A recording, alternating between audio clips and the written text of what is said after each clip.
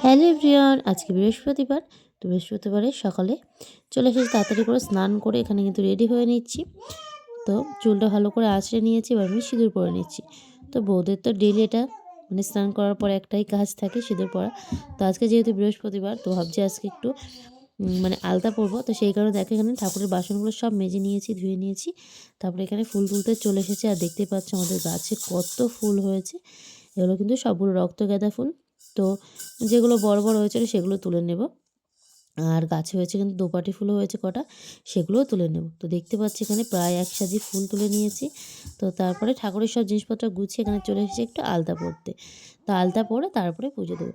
তো আলতা পরতে তো খুব ভালোই লাগে, কিন্তু সময়ের অভাবে এখন আর তেমনভাবে পরাই হয় না। হয়তো কোথাও গেলে বা কোনো একটা অনুষ্ঠান হলে তাই একটু আলতা পরা হয়। তো আজকে একটু ভাবছি আলতা পরবো, তো সেই কারণে এখানে একটু আলতা পরে নিচ্ছি।